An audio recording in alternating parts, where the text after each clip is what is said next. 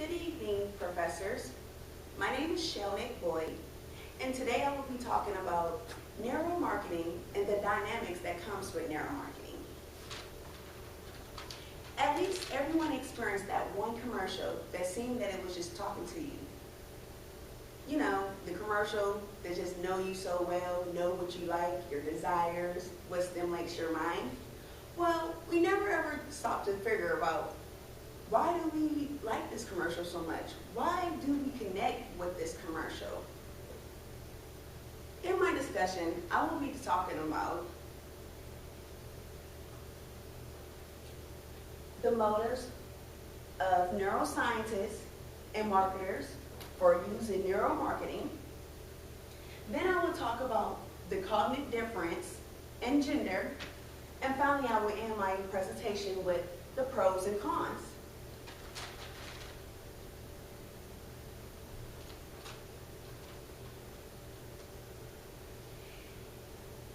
Discussing neuroscientists and marketers' motives of neuromarketing, in a study conducted by Murphy, Iles, and Reiner believe that neuromarketing practitioners only have one goal, and that one goal is to probe into the minds of consumers' behaviors. Marketing specialist Christopher Morin stated that neuroimage provides a powerful lens through which we can observe and understand the mind of the human, end quote. Vecchiato and his group stated, quote, it helps us to distinguish emotional reactions from the cognitive processor, end quote. So basically, as you can see, that neuromarketing, the main point for neuromarketing is that the cerebral activation. And within the cerebral activation, they can understand how humans think and what stimulates their mind. Now I will discuss the different gender.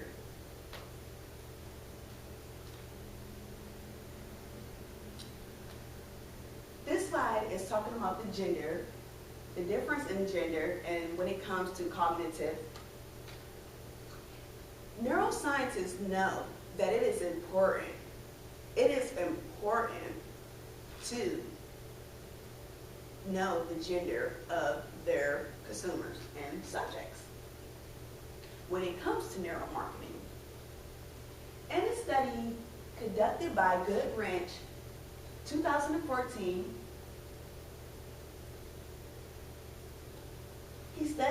he examined the cognitive, the hemisphere processing between males and females. He emphasized that that females and males' cerebral activation is different, especially when that difference involves with shopping. So in this study conducted by Goodwrench, he examined both male and females who were exposed to online advertisement. And with this online advertisement, they were exposed to an advertisement that was either featured on the left-hand side or on the right-hand side.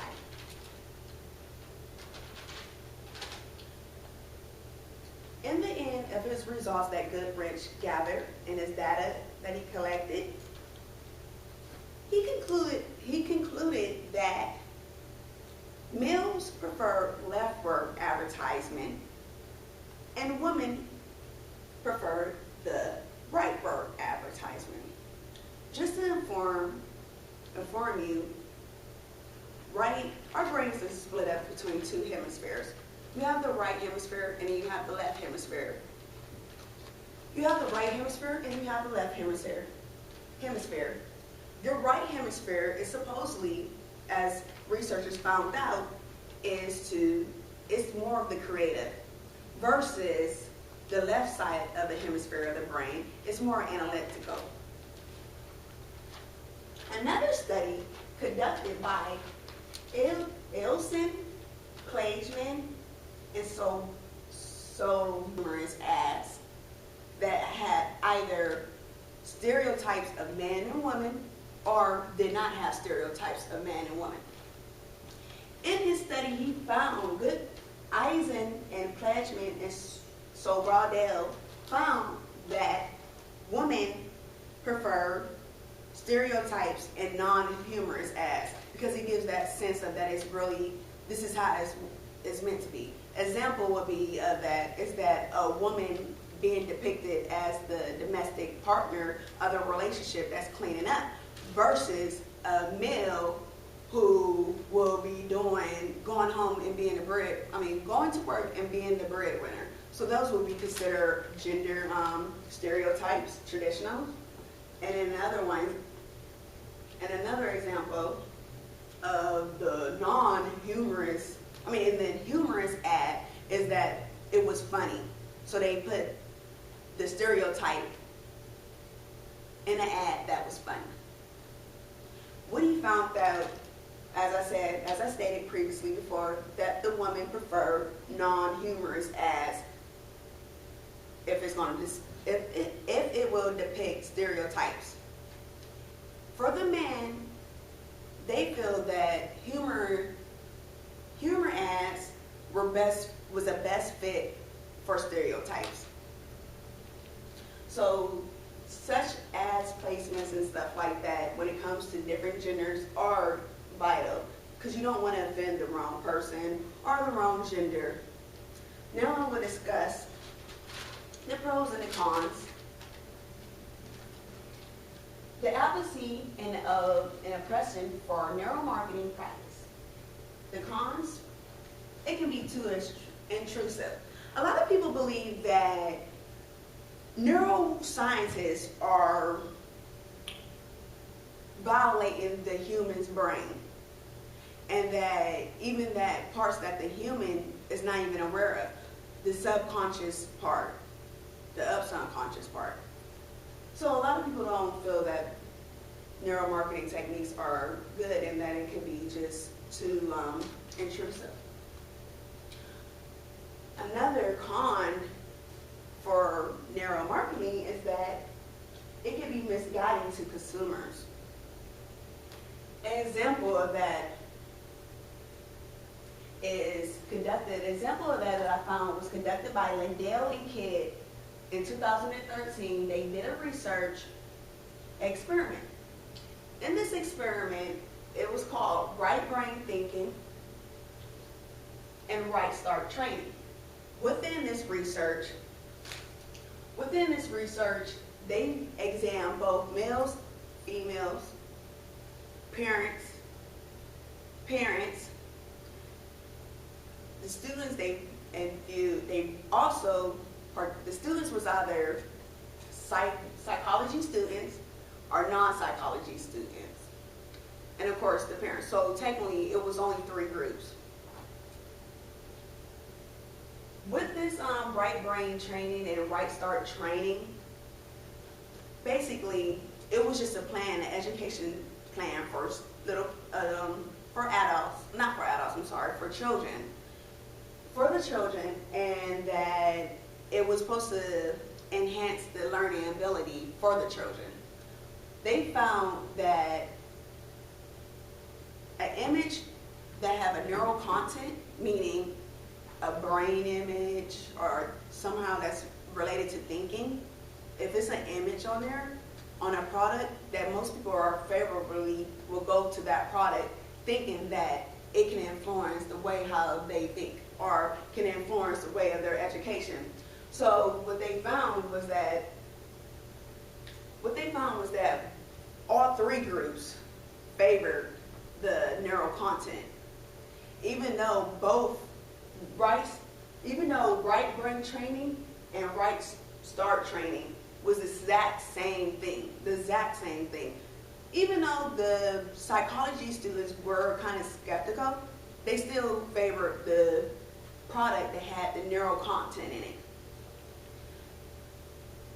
The pros, some of the pros for using neuromarketing techniques is the uses of non-invasive technology. Neuroscientists can go into the minds of any participants without them having little harm, without the surgery, without their body being punctured by a tube. So it's non-invasive, which is a good positive thing. A study conducted by Galkel and Senior in 2008 talked about the emotion ceiling proposition, which is also known as ESP. ESP was basically how back in the day marketers would perform. They would have attractive models in their advertisements, which goes into my second product, or my second study that I did under the pros was by Bowers in 2001.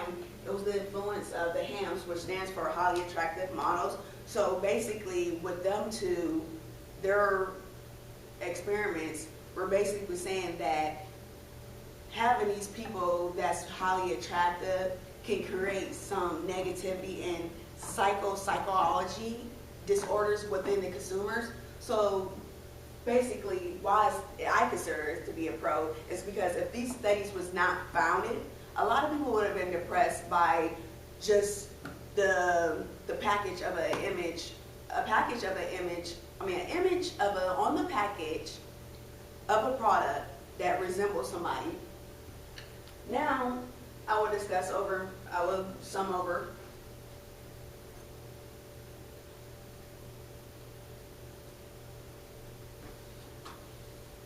Now, as I discussed, I will conclude with this presentation that we reviewed the motives and the marketings of neuroscientists' uses of image, which is to explore the minds of the human, specifically the consumer's product, the consumer's behavior.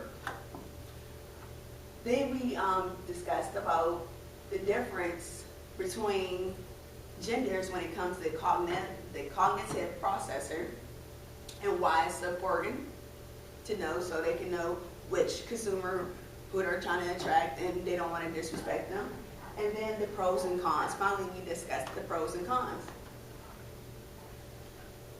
In conclusion, I would say that neuromarketing is an effective way to reach any consumer, whether it's male, female, whatever the background is that person is. And a lot of people might not think that is a best thing, or might feel like it's violated, but at the end of the day, these neuroscientists and marketers are trying their best to give what we want as a consumer. And then the best thing is, you want a product that is fit for you. And that's why, as I stated in my beginning, why you feel that advertisement spoke to you. Thank you, and have a good day.